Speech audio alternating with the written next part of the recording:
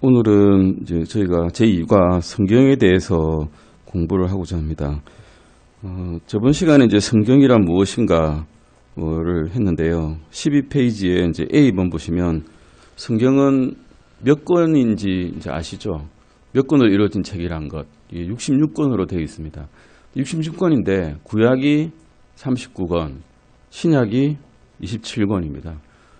구약 3 곱하기 9는 27 이렇게 나오죠. 희한하게 계산이 이렇게 됩니다.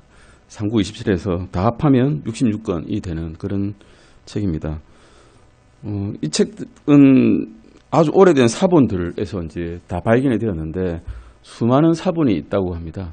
정말 많은 사본이 있죠. 옛날 책 중에서 우리가 사본이 있는 책들을 구하기가 사실은 쉽지 않습니다. 가장 많이 이게 세계적으로 알려진 사본을 갖고 있는 고대 문학 전집이 일리아드입니다. 호모의 일리아드에서 그 일리아드 책에는 사본이 있음에도 불구하고 성경에 비하면 아주 미약할 정도로 작은 사본밖에 존재하지 않습니다. 하지만 성경은 무수히 많은 사본들이 있고 이것은 하나님께서 이 말씀들을 온전히 보존해 주셨다는 그런 증거이기도 합니다. 저번 시간에 성경에 붙여진 다른 이름은 로마서 10장 17절 말씀에서 그런즉 이와 같이 믿음은 들음에서 나며 들음은 하나님의 말씀에서 나느니라는 말씀을 알고 이 성경에 붙여진 다른 이름은 하나님의 말씀이라는 것까지 보았습니다. 오늘은 디모데후서 3장 15절 잠깐 찾아보시겠습니다. 디모데후서입니다. 3장 15절 말씀입니다. 디모데에게 바울이 편지를 썼을 때 이런 이제 기록을 남겼습니다. 디모데후서 3장 15절입니다. 같이 읽으시겠습니다. 또 어린 아이 때부터 내가 거룩한 성경 기록들을 알았나니 그것들은 능히 너를 지혜롭게 하여 그리스도 예수님 안에 있는 믿음을 통해 구원에 이르게 하느니라. 디모데에게 보낸 편지에서 바울은 옛날 구약 기록들을 이렇게 이야기했습니다. 거룩한 성경 기록이라고 적었죠. 거룩한 것입니다. 하나님의 말씀은 온전히 보존되었고 그들은 마소라라고 하는 유대인들에 의해서 즉 성경 기록을 보존하는 사람들인 유대인들에 의해서 한 점 한 획도 틀리지 않게 보존이 되었다라고 이야기하고 있고 바울은 그것을 잘 알았던 능통한 율법학자였기 때문에 거룩한 성경 기록이라고 말을 남겼습니다. 그래서 성경에 붙여진 다른 이름은 첫 번째는 하나님의 말씀이었고 두 번째는 거룩한 성경 기록이라고 불리게 된 것입니다. 성경에 있는 책들은 연대순으로 배열되어 있는 것이 아닙니다. 사실을 연대순으로 따지면 첫 번째는 창세기가 아니라 욥기가 돼야 할 것입니다. 욥기가 제일 먼저 기록되었거든요, 사실은. 하지만 성경은 그렇게 기록되어 있지 않습니다. 순서대로 시대별로 배열된 것이 아닙니다. 신약 성경과 구약 성경은 각각의 책들이 그룹별로 이렇게 정렬이 되어 있습니다. 저도 처음에 그리스도인이 되었을 때는 책들을 찾는데 어려웠습니다. 목사님께서 몇 절 찾아보자 그러면 이게 헤매이다가 다 읽고 지나가면 그 다음에 찾곤 했죠. 색인이 있기 때문에 지금은 잘 찾아볼 수가 있게 됐고 대부분 성경책들이 구약 성경은 율법서와 역사서 또 지혜서, 대언서로 이렇게 나누어지게 되는데요. 율법서는 모세가 지었기 때문에 창출내 민신을 해가지고 창세기에서 신명기까지를 율법서라고 하고요. 그 다음에 역사서죠. 실제 유대인들의 역사를 말하고 있습니다. 요하서부터 에스더까지. 그리고 지혜서는 살아가는 데 대한 지혜들 알려주는 말씀들이 흔히 시편과 잠언 같은 그런 지혜서들이 있는데 욥기에서 솔로몬의 아가까지를 이야기합니다. 대언서는 장차 일어날 일들을 쭉 대언한 말씀들이죠. 대대언서는 아주 내용이 많은 대언서. 대대언서는 이사야부터 다니엘까지 그리고 소대언서는 우리가 지금 수요 공부 시간에 더 예배 시간에 배우고 있던 호세아부터 말라기까지를 소대언서라고 합니다. 근데 구약이 끝나고 난 다음에 하나님께서 이스라엘 민족들에게 말씀을 전해주지 않았습니다. 얼마간 말씀을 안 전해주셨던가 하면 한 400년간 말씀을 안 주셨어요. 즉 그들에게 너희들은 이 말씀을 들을 자격이 없다라는 그런 것 때문에 전혀 주지 않으셨는데 신약이 끝날 때까지, 신약이 시작될 때까지 그때를 이제 침묵 기간이라고 말씀하고 있습니다. 400년 동안은 말라기 이후 400년간은 이스라엘 민족들에게 아무 말씀이 주어지지 않았습니다. 그 다음에 예수님이 오셨죠. 그때 예수님의 말씀을 기록한 저자들이 이제 나옵니다. 신약 성경에는 또한 복음서가 있고 마태복음에서 요한복음, 공관복음이라고 그러죠. 이 네 개의 공관복음이 전해졌고 그다음에 역사서는 사도행전에 바울이 기록한 누가가 기록한 사도행전에 바울의 행적들이 많이 기록되어 있습니다. 물론 다른 신약 성도들의 행적도 기록이 되어 있습니다. 그 다음은 서신서 편지에는 바울 서신, 로마서에서 빌레몬서까지 그리고 일반 서신은 히브리서에서 유다서까지 기록되어 있는데 히브리서도 어떤 분들은 바울이 기록되었다, 바울이 기록하였다라고 말하고 있습니다. 대언서는 요한계시록이 요한이 기록한 요한계시록이 있습니다. 우리가 성경을 어떻게 받게 되었습니까? 라고 이제 질문을 하게 됩니다. 성경을 받게 된 것이 어떻게 보면 사실은 기적과도 같은 일입니다. 우리에게는 이방인들에게 원래 말씀이 전해지지가 않았거든요. 유대인들에게만 이 말씀이 전해질 거라고 생각하고 절대로 이 말씀을 내놓지 않을 사람들이었습니다. 하지만 박해를 받고 이 말씀들이 바울을 통해서 이방인들에게 전해진 것도 기적이지만 그 말씀들이 다 기록이 되고 보존된 것도 사실은 기적과 같은 일입니다. 성경은 단지 한 권의 책에 불과한 것이 아닙니다. 성경은 더북이라고 대문자로 이렇게 불릴 정도로 유일한 책입니다. 성경은 지금까지 기록되었거나 앞으로 기록될 어떤 책들과도 성격이 완전히 다릅니다. 성경은 하나님께서 인류에게 놀라운 방법으로 주신 초자연적인 책입니다. 자연적이지 않다는 거죠. 초자연적입니다. 자연을 능가하는 정도의 능력으로 만들어 주신 우리에게 전해 주신 책입니다. 베드로후서 1장 21절 보시겠습니다. 베드로후서 1장 21절 말씀입니다. 베드로후서 1장 21절 다 찾으셨으면 같이 한번 읽어보시겠습니다. 대언은 옛적에 사람의 뜻으로 말미암아 나오지 아니하였고 오직 하나님의 거룩한 사람들은 성령님께서 자기들을 움직이시는 대로 말하였느니라. 아멘. 사람의 뜻으로 적은 그런 문학작품 같은 게 아니란 겁니다. 내가 일기 적듯이 내 생각대로 적은 그런 글들이 아니란 겁니다. 사람의 뜻으로 나오지 않았고 성령님께서 자기들을 움직이게 하는 대로 즉 받아 적었다는 거죠. 시키시니까 적었다는 겁니다. 그냥 시키시는 대로 적었다는 거지 내 생각대로 적었다는 것이 아니란 것입니다. 이 말씀을 따라서 우리가 어떻게 성경을 갖게 되는지에 대해서 세 가지 중대한 사실을 가르쳐 줍니다. 첫 번째는 사람의 뜻으로 말미암아 나오지 아니하였고란 말씀에서 성경은 사람에 의해서 만들어지지 않았다는 것입니다. 사람이 기록은 했습니다. 하지만 사람의 뜻대로 만들어진 것이 아니란 겁니다. 하지만 하나님의 사람들이 성경은 기록했습니다. 하나님의 거룩한 사람들은 이렇게 말하였느니라 라는 말에서 성령님께서 자기들을 움직이시는 대로 말하였느니라는 말씀에서 사람은 기록했다는 겁니다. 사람의 뜻으로 기록하지는 않았는데 사람이 기록했습니다.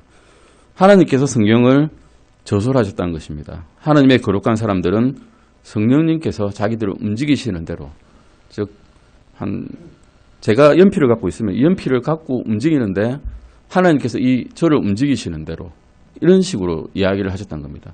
내 뜻대로 하는 연필이 저절로 쓰이지진 않죠. 연필은 그냥 가만히 있는데 하나님께서 움직이게 하셨다는 겁니다. 하나님께서는 인간 기록자들을 사용하셔서 그분의 말씀을 기록하게 하셨습니다. 하나님께서 성경을 쓰시게 한 작업은 주님이 오시기 전 1500년 전부터 주님이 오시고 난 다음에 대략 100년 후까지 약 한 1500년간을 이용하셔서 약 40여 명의 사람들을 사용하셔서 성경을 기록하게 하셨습니다. 1600년이네요. 그래서 거의 다. 왕을 쓰신 적도 있고요. 다윗은 왕이었죠. 그리고 정치가를 사용한 적도 있고요. 제사장, 이사야 같은 사람을 쓴 적도 있었고요. 마태와 같은 세리를 쓴 적도 있고 그 다음에 베드로와 같은 어부를 사용한 적도 있었고 누가와 같은 의사를 사용한 적도 있었고 목자나 사도들을 이용해서 이 글들을 쓰도록 시키셨습니다. 대부분의 구약 성경은 최초에는 히브리어로 기록되었고 일부 아람어로 기록되었습니다. 신약 성경은 대부분 그리스어로 기록되었죠. 그 당시에 일반 사람들이 쓰는 언어로 기록을 했다는 겁니다. 구약 성경은 히브리 사람들은 일반 언어는 히브리어였겠죠. 당연히 유대인들이었으니까. 그때 그 히브리어는 일반 사람들, 어린아이, 대학자든 어린아이든 누구든지 알 수 있는 언어로 기록되었습니다. 그래서 하나님의 뜻을 다 알게 하고 있고 그 당시에 신약이 선포될 당시에는 그리스어가 통용어였기 때문에 그리스어로 당연히 적었겠죠. 그래서 어린아이부터 어른까지 다 알 수 있도록 그렇게 사용을 해서 적었습니다. 하나님께서 성경을 저술하셨다는 것을 우리가 이제 아까 말씀드린 대로 어떤 펜이 있고 그 펜은 당신 움직인 대로 기록을 하게 되고, 근데 글자체가 어떤 펜이냐, 어떤 기록 도구를 사용했냐에 따라서 글씨체는 달라질 수 있다는 거죠. 붓으로 쓰면 붓글씨가 되는 거고 펜으로 쓰면 펜글씨가 되어서 쓰는 사람들의 특징에 따라서 그 글의 성격은 좀 달라지지만 전하시고자 하는 내용은 하나님께서 하시는 대로 적는 것입니다. 똑같은 단어들이지만 모양은 다를 수 있다는 것입니다. 성령님께서는 인간 기록자들이 자신들의 고유한 문체를 사용하는 동시에 하나님께서 뜻하시는 바를 정확히 기록할 수 있도록 성경 기록자들을 감동시키셨습니다. 마태복음과 누가복음의 차이를 보면 잘 아실 수 있습니다. 마태복음은 세리이기 때문에 꼼꼼하게 하나도 안 틀리게, 숫자 같은 거 안 틀리게 적었습니다. 누가는 의사였기 때문에 이 쭉 지나가는 과정을 과학적으로 천천히 기록을 하였습니다. 하나님께서는 우리에게 성경을 주신 이와 같은 방법을 영감, 영어로는 인스피레이션이라고 부릅니다. 영감이라 그러면 어떤 신적인 계시가 있을 것 같지만 사실 그게 아니라 숨을 불어넣는 것을 영감이라 그럽니다. 우리가 창세기 때 아담에게 숨을 불어넣으시는 것, 그게 영감이었거든요. 그러게 되니까 아담이 이렇게 죽어있는 육체가 살아있는 혼이 되었죠. 그런 식으로 글자 단어 하나하나에 영감을 불어넣으셨다는 것은 살아있게 하셨다는 겁니다.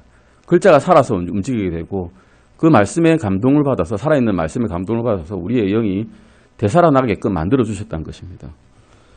성경은 영감을 받은 하나님의 말씀이기 때문에 우리는 성경을 모두가 믿고 따를 수 있는 유일한 권위로 받아들일 수가 있는 것입니다. 어떤 사람들이 이렇게 이야기합니다. 성경이 당신에게 개인적으로 말할 때 성경은 비로소 하나님의 말씀이 된다. 이런 사람들은 조심해야 됩니다. 개인적으로 받은 느낌이 다 다르기 때문에 느낌에 따라서 하나님의 말씀이 됐다가 오늘은 느낌이 좀 다르니까 하나님의 말씀이 아니다라고 말하는 사람이거든요. 그런 것은 옳지가 않다는 것입니다. 마태복음 24장 35절 잠깐 보실까요? 마태복음 24장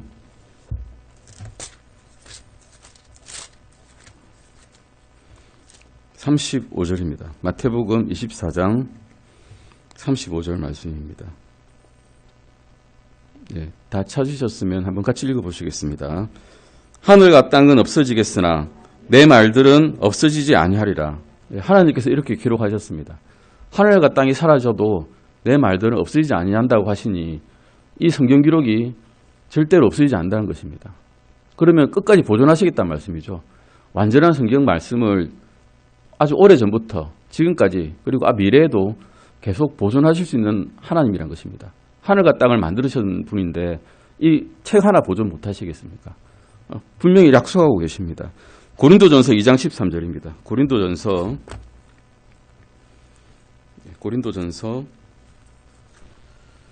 2장 13절 말씀입니다. 같이 찾으셨으면 같이 읽으시겠습니다. 또한 우리가 그것들을 말하되 사람의 지혜가 가르치는 말로 하지 아니하고 성령님께서 가르치시는 말로 하나니 곧 영적인 것들은 영적인 것으로 비교하느니라. 사람의 지혜가 가르치는 것이 아니라 하나님께서 주신 성령님께서 말씀하시는 것으로 가르침을 받는다는 것입니다. 이 구절들에 의하면 하나님께서 바로 무엇에 영감을 주셨을까요? 가르치는 말로 하지 아니하고 성령님께서 가르치시는 말로, 영어로는 어떻게 있는가 하면 which things also we speak not in the words which man's wisdom teacher but which the Holy Ghost teaches 해가지고 무엇을 가르치시는가 하면 말을 가르치는 겁니다. 말로 가르쳐 주셨고 말에 영감을 주셨다는 것입니다. 각각 단어에 영감을 주셨습니다. 히브리어는 기록할 때 대문자들만 이렇게 적습니다. 대문자, 앞에 단어만. 중간에 동사가 없거든요. 그런데 그것을 말들로서 보존하셔가지고 그것을 그리스어로 옮기게 하시고 그리스어를 쭉 알고 있던 단어들 나중에 영어로 바꾸셔가지고 각자 그 글자들을 축약해서 그 글자에 대응하는 영어로 바뀌게 하셔가지고 그것들의 의미들을 우리가 알게끔 해주신 것이 이제 킹 제임스 버전의 영어 성경이란 것입니다. 성경은 하나님의 말씀을 어떤 사람은 이렇게 하죠. 하나도 없다. 성경에는 하나님의 말씀이 하나도 없다라는 사람이 있고요. 두 번째는 성경은 하나님의 말씀이 일부 포함되어 있다라는 사람이 있고 세 번째는 성경은 하나님의 말씀을 온전히 다 갖고 있다. 다 하나님의 말씀이다. 라고 이야기를 합니다. 1번, 2번, 3번 중에 우리는 어디에 속할까요? 3번입니다. 성경은 다 하나님의 말씀이란 것입니다.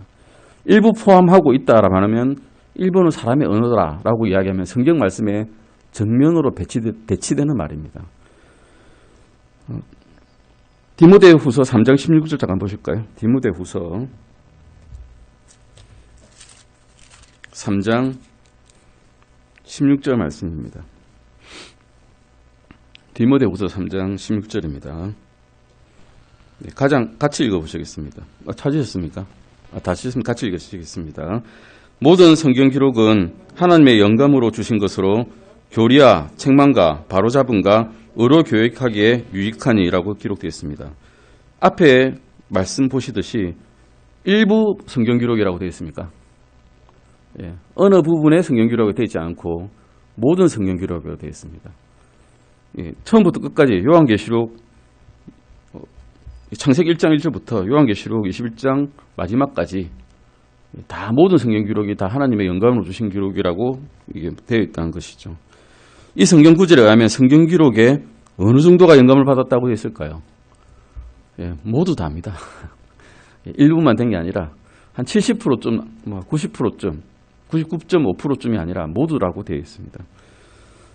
그래서 시편 119편 160절도 한번 찾아보시겠습니다. 시편 119편, 시편의 가장 긴 구절이죠. 119편 160절 보시겠습니다. 시편 119편 160절입니다. 119편 160절 같이 읽으시겠습니다. 주의 말씀은 처음부터 진실하오니 주의 의로우신 판단들은 모두 영원히 지속되나이다. 예, 주의 말씀은 처음부터 끝까지 다 무엇이라고요? 진실하다고 합니다. 예. True or false 중에서 찍으면 주의 말씀은 처음부터 끝까지 다 true란 겁니다. 진실이란 거죠. 거짓말이 없다는 것입니다. 하나님께서 말씀하실 때 사람들은 다 거짓말쟁이나 주의 말씀은 다 진실하다고 말씀하셨습니다. 이것이 성경 기록에 대한 우리의 관점입니다. 그 다음 15페이지입니다. 그런데 우리는 오늘 성경을 가지고 있습니까? 예, 다 가지고 있죠. 저도 가지고 있고요. 우리 아이들도 가지고 있고요. 우리 모이는 분들 다 성경을 가지고 있습니다. 그런데 최초의 성경 원본은 있습니까? 바울이 썼던 그 성경 원본 편지 아니면 히브리어로 썼던 그 파피루스라고 하는 종이짝에 썼던 풀 같은 데 썼던 그 원본들이 있을까요? 지금 없습니다. 아무도 안 가지고 있습니다. 그것들은 사본들은 많이 있습니다. 하지만 원본은 없습니다. 모세가 썼던 그 원본들이 지금 있을까요? 없습니다. 있을 수가 없습니다. 시간도 너무 오래되었고 원본들은 많이 봤을 거거든요. 중요한 말이기 때문에 책을 많이 보면 어떻게 될까요? 다 달아서 없어집니다. 달아서 없을 때 되면 어떻게 할까요? 사람들이 필사해야죠. 딴 사람 봐야 되니까. 계속 필사해서 남기고 그리고 또 남기고 또 남기고 해서 다른 밑에 있는 후대 세대들이 볼 수 있도록 만들어야 됩니다. 그렇게 해서 만들어진 것들이 다 사본인데 그 사본들은 많이 남아있지만 원본은 없다는 것입니다. 원본을 안 남기신 이유는 하나님께서 그것들을 우상화시킬까 봐서 안 남긴 것 같습니다. 이게 모세가 쓴 원본이야. 그러면 원본을 이게 싸잡아들고 이걸 아주 우상화시켜가지고 신격화시켜가지고 사람들이 모시고 살지 않겠습니까? 원본을 다 없애버리신 겁니다. 그러나 우리가 순수한 하나님의 말씀을 더 이상 가지고 있지 않다는 것은 아니란 겁니다. 원본이 없지만 시편 12편 6절 잠깐과 6절과 7절 보시겠습니다. 시편 12편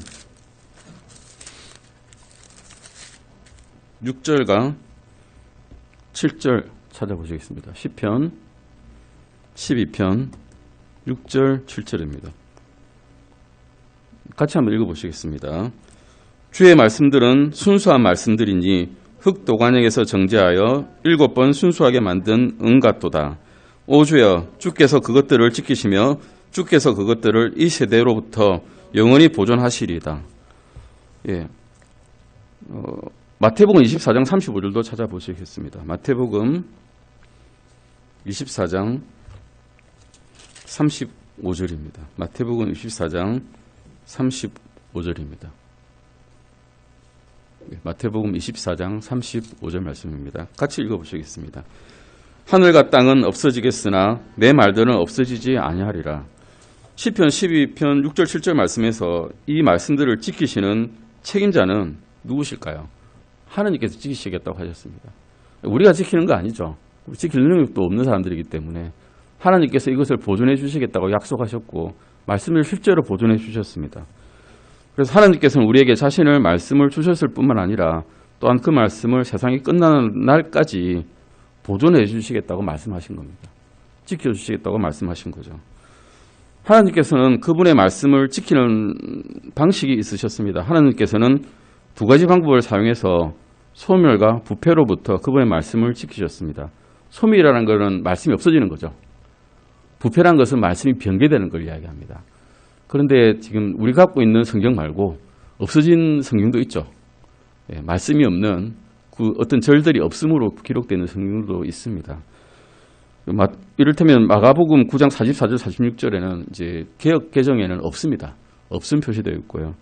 또 변개된 성경들도 있습니다. 말씀이 베드로전서 2장 2절 말씀은 말씀이 싹 변개되어서 구원에 이르도록 성장하게 한다라는 말씀으로 변개돼서 구원받고 난 다음에도 구원 다시 받으려면 완전하게 이루려면 노력을 해야 된다라는 말씀으로 변개를 좀 시켜놨죠. 주님께서는 수세기 동안에 그분의 말씀을 사랑하는 사람들을 일으키셔가지고 해악으로부터 성경을 지키게 해주셨습니다. 말씀에 열정적이고 충성스러운 유대인들이 있는데 유대인들은 구약 말씀을 이제 사본을 카피할 때 어떤 식으로 카피했는가 하면 양피지로 카피했고요. 양피지를 만들 때도 아주 정결한 짐승으로 만든 그 양피지를 썼고 끈으로 묶어야 만들었습니다. 또 두루마리 각 난에는 48줄에서 60줄이 들어가게끔 아주 이렇게 그 칸수를 제한했고요. 잉크는 꼭 반드시 검은색으로 만들어야 되고 아주 특별한 방법으로 제조해야만 했습니다. 어떤 단위나 글자도 머리로 외워 적어서는 안 되게 썼습니다. 똑똑하니까 머리로 외워 적을 수 있을 거야 하고 머리로 외워 적다 보면 실수가 발생하죠. 그래서 보고 적게 했습니다. 반드시. 서기관이 반드시 자기 앞에 정통 복사본을 먼저 놓고 기록하기 전에 각 단어를 큰 소리를 읽고 발음을 했어야만 기록을 할 수가, 필사를 할 수 있었습니다. 하나님의 말씀을 기록하기 전에는 반드시 두려운 마음으로 펜을 닦아야 되었고요. 여호와라는 이름을 적기 전에는 거룩한 이름을 더럽히지 않도록 반드시 온몸을 씻어야만 했답니다. 여호와 얼마나 많이 나옵니까? 하나님 얼마나 많이 나옵니까? 씻고 적고 또 적으려면 또 씻고 또 적고 이런 식으로 필사를 했어야 된답니다. 그리고 글자의 형태와 글자 단어 사이의 간격이나 펜을 사용하는 방법이나 양피지 색깔들에 대해서도 엄격한 규례들이 존재했답니다. 두루마리를 수정하려면 완성된 후에 30일이 지나기 전에 해야 됐답니다. 그 지나고 나면 그 두루마리 엄청 열심히 씻어가지고 썼는데 버려야 됐답니다. 쓸 수가 없는 거죠. 한 장에 한 개 실수 있으면 그 장은 버려야 됐고요. 전체 필사본에서 3개 실수 발되면 전체 버려야 됐습니다. 창세기부터 말라기까지 기록했는데 3개 실수 나오면 아깝지만 양피지 돈 많이 들었지만 버려야 됐습니다. 글자와 단어 수를 세웠고 글자가 삭제 또는 첨가되었으면 또는 다른 글자가 붙어 있으면 필사한 사본 전체 버려버렸습니다. 이 정도로 엄격하게 유대인들은 말씀을 보존을 시켰습니다. 이게 이제 유대인들이 기록한 방식이고요. 신약 교회에서도 말씀을 이게 할 때 사본을 정할 때도 아주 엄격하게 지켜서 사본을 필사를 했습니다. 하지만 사탄들은 고시탐탐 성경을 없애버리려고 시도를 해왔습니다. 특히 이제 중세시대 때 천주교가 지배한 1000년 동안은 말씀을 읽는 것조차, 가지고 있는 것조차 못하겠습니다. 성경을 가지고 있으면 마귀로 몰아가지고 화형에 처했습니다. 아니, 말씀을 전하는 교회에서 어떻게 말씀을 못 읽게 했는지를 잘 이해가 안 되는데, 왜냐하면 너무나 다른 말씀들을 자기들이 전했기 때문입니다. 성경을 보게 되면 이건 탈로 날 거야. 이거 저는 못 읽게 해야 돼. 라는 마음이 있었던 거죠. 구약 성경을 이렇게 보존한 본문들을 마소라 본문이라고 합니다. 마소레틱 텍스트라고 부르고, 신약 성경의 그리스 본문도 신실하게 보존됐는데 그것을 수용 본문, 텍스스 리셉투스 또는 리시브드 텍스트에서 TR이라 그러죠. TR. 이 수용 본문이라면 모든 사람들에게 수용되어 가지고 이것은 주님께서 주신 말씀이 맞아라고 인정되었던 말씀입니다. 그 외에는 이제 다른 본문들은 읽혀지지 않고 버려지게 된 본문들이고요. 뭐 그런 게 어떤 본문이 있었는가 하면 없어져 버린 본문들이 주후 한 300년 중에 이렇게 기록된 본문들이 있는데 도마복음이 있답니다. 도마복음. 그 도마복음 보면 유다들에 대해서 아주 천대하고 사람으로 안 치는 그런 말들이 들어있는데 그런 것들은 그 당시에 그리스도인들에게도 받아들이지 않았다는 겁니다. 예수님께서 이런 말씀을 했을 리가 없다는 거죠. 누군가 삽입하고 첨가하고 위조해가지고 지음었던 복음들이 있다는 겁니다. 그런 것들을 외경이라 그러는데 외경들은 인정되지 않았습니다. 그 당시에도. 오늘날에도 한 5,000개가 넘는 신약 성경 고대 사본들이 2,000개가 넘는 선구집과 함께 여전히 존재하고 있습니다. 그것들의 대부분이 수용 본문의 신실성을 증명합니다. 근데 성경을 알기 위해서 우리가 예전에 쓰였던 히브리어와 그리스어를 이해를 해야 될까요? 라고 이제 질문이 나옵니다. 옛날 거를 알면 좋을 거니까 원본을 그대로 보면 좋을 거니까 원본 그대로 우리가 한번 알아보자 해서 이제 히브리어 공부를 열심히 합니다. 열심히 해가지고 히브리어를 이제 알게 되었습니다. 근데 직접 해보니 내가 옛날 사람들만큼 알 수 있을까요? 그 당시에 생활어로 쓰던 그 사람들만큼 알 수가 있을까요? 그 시대의 문화와 생활 상태를 알지 못하는데 우리가 그 글자만 안다고 알 수 있을까요? 알 수 없는 것입니다. 말씀의 보존은 우리 영어 킹제임스 성경까지 이어집니다. 마스로 본문과 수용 본문에서 그대로 옮겨진 성경의 유일한 번역본은 흠정역으로 알려진 1611년판 킹제임스 성경입니다. 킹제임스라니까 좀 이름에서도 우리가 제임스라는 게 왕의 이름이 제임스인데 제임스는 영어로는 야고보죠. 야고보인데 야고보는 야곱입니다. 야곱의 다른 이름은 이스라엘이죠. 예. 이스라엘이 만든 권위가 있는 번역판이다라는 거죠. 사실은 알고 보면 하나님의 오묘한 섭리입니다. 이것도 우리가 킹제임스 성경의 사본을 갖고 있다면, 즉 이 성경을 갖고 있다면 우리의 손에는 하나님의 말씀이 들려져 있는 것입니다. 개정 표준 역본이라는 것이 있는데요. 리바이즈드 스탠다드 버전 해가지고 또 신제국 번역 NIV죠. NIV 신국제 역본이라는 건데 있고 또 신미국 표준역이라 있습니다. 뉴 아메리칸 스탠다드 버전에서 NASB 뭐 이런 게 있는데요. 그리고 좋은 소식 성경 굿 뉴스 바이블 또 신 영어 성경 뉴 잉글리시 바이블 신 킹제임스 성경 뉴 킹제임스 버전 뭐 이런 거 다 있습니다. 또 개정 개역 공동 번역 현대인의 성경 표준 번역 성경 같은 다른 번역본들을 우리가 볼 때 조심해야 됩니다. 여기에 없는 것들이 많고 변개된 것이 많다는 겁니다. 왜 그런가 하면 표준 번역을 해서 보려면 원본이 있어야 됩니다. 뭔가 사실은 원본이 있어야 되는데 원본이 좋지가 못하면 원본이 변개되어 있으면 번역을 해도 똑같이 변개된 번역밖에 안 나온다는 것입니다. 아까 말씀드렸듯이 공동으로 된 수용 본문과 마소라 본문을 가지고 번역을 하면 제대로 된 번역, 주님께서 말씀하시는 바 번역을 그대로 충실히 유지할 수 있는데 그러지 않은 번역판들, 알렉산드리아에서 만든 번역판들 또는 바티칸 사본이라든가 신의 사본을 기준으로 번역을 해버리면 말씀이 조금 다른 말씀들이 나올 수가 있다는 것이죠. 그것들은 모두 부패한 소수의 필사본에서 근거해서 나옵니다.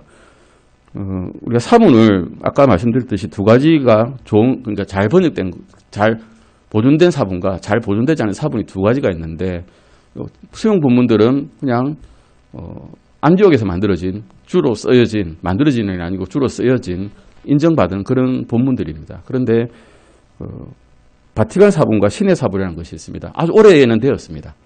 아주 오래되었기 때문에 이건 더 권위가 있을 거라고 생각하지만 사실은 사람들이 읽지조차 않았던 그런 사본들입니다.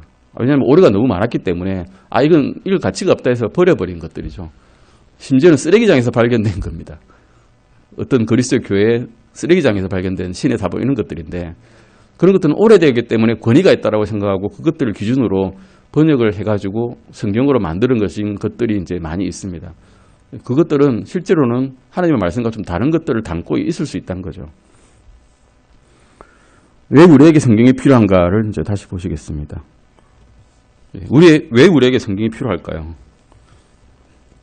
베드로전서 2장 2절 잠깐 보실까요? 베드로전서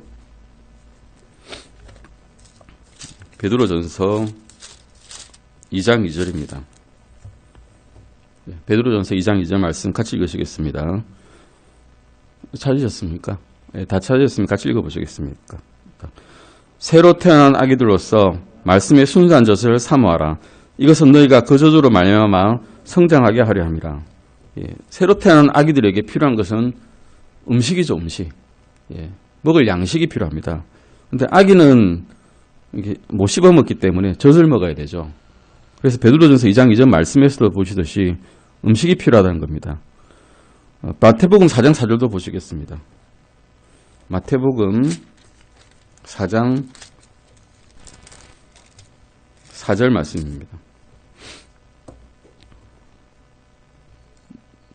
마태복음 4장 4절입니다. 같이 읽어보시겠습니다. 그분께서 응답하여 이르시되 기록된 바 사람이 빵으로만 살 것이 아니요 하나님의 입에서 나오는 모든 말씀으로 살 것이라 하였느니라 하시더라. 하나님의 입에서 나오는 모든 말씀, 성경 기록들이죠. 이것으로 살 수 있다는 겁니다. 빵은 우리의 음식이었죠. 그걸 먹어야 살 수 있죠. 사실은 우리도 밥을 먹어야 살 수 있듯이. 고린도전서 3장 2절, 히브리서 5장 12절은 제가 읽겠습니다. 고린도전서 3장 2절은 내가 너희를 젖으로 먹이고 음식으로 하지 아니하였나니 이는 너희가 그것을 능히 감당하지 못하였으며 지금도 못하기 때문이라 하고 있고요. 히브리서 5장 12절 13절은 시간으로 보건대 너희가 마땅히 가르치는 자가 되었어야 할 터이나 하나님의 말씀이 첫째 기초 원리들을 남에게 다시 배워야 할 필요가 너희에게 있나니 너희가 단단한 음식이 아니라 젖을 필요로 하는 자가 되었도다라고 말씀하고 있습니다. 젖은 사용하는 자마다 갓난아임으로 의의 말씀에 능숙하지 못하니라라고 말씀하고 있고요. 시편 19장 10절에도 그것들은 금보다 참으로 많은 정금보다 더 사모해야 할 것이며 또 물과 벌집보다 더 달도다라고 말씀하고 있습니다. 예레미야 15장 16절에서는 내가 주의 말씀들을 발견하고 그것들을 먹으며 주의 말씀이 내게 기쁨과 마음의 즐거움이 되었사오니 오직 만족의 하나님이여 나는 주의 이름으로 불리나이다. 오주 민족의 하나님이여 나는 주의 이름으로 불리나이다 라고 말씀하고 있습니다. 이 성경 기록대로라면 성경은 우리의 영적인 음식이란 것입니다. 영어로는 푸드라고 이미 답이 적혀 있는데 성경 기록들이 우리의 영적인 음식입니다. 영적인 몸을, 영적인 것을 이제 키우려면 많이 먹어야 되죠. 안 먹으면 클 수가 없습니다. 우리 육체도 똑같습니다. 안 먹으면 굶어 죽죠. 똑같이 영적인 것들도 먹어야만 증가하고 발전될 수 있다는 것입니다. 히브리서 4장 12절 말씀도 찾아보시겠습니다. 히브리서 4장 12절입니다. 히브리서 4장 12절입니다. 같이 읽어보시겠습니다. 하나님의 말씀은 살아있고 권능이 있으며 양날 달린 어떤 검보다도 예리하여 혼과 영과 및 관절과 골수를 찔러 둘로 나누기까지 하고 또 마음의 생각과 의도를 분별하는 분이시니. 에베소서 6장 17절도 찾아보시겠습니다. 에베소서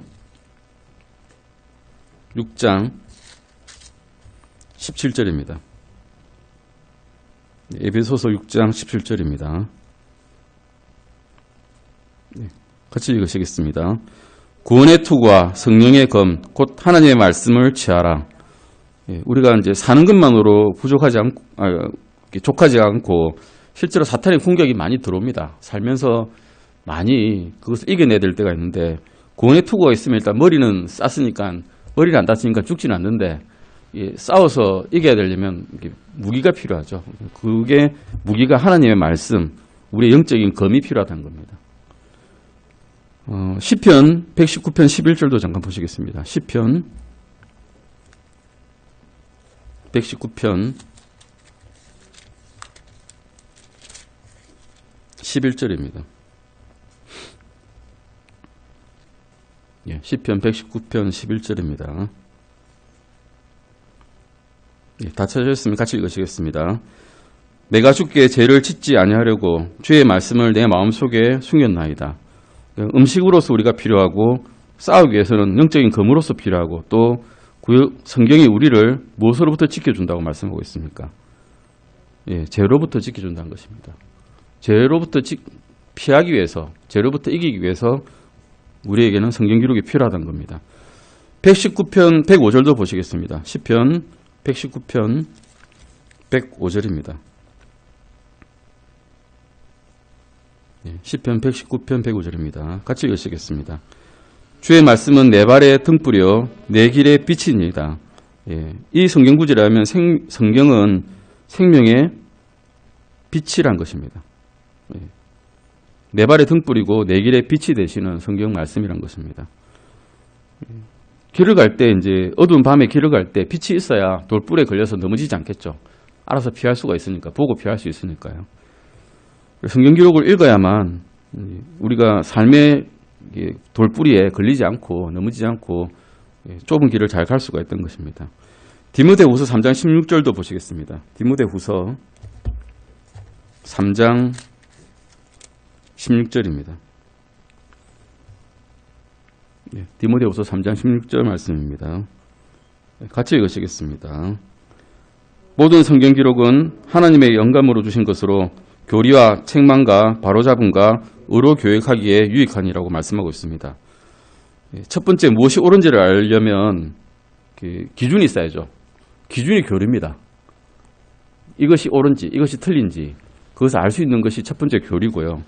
무엇이 옳지 않은지를 알려면 누구에게 책망을 들어야 내가 뭐가 틀리는지 알 수가 있죠.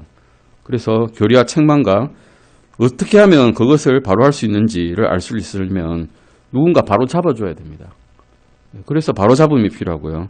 그리고 그것을 어떻게 올바르게 지킬 수 있는지를 알려면 교육을 받아야죠.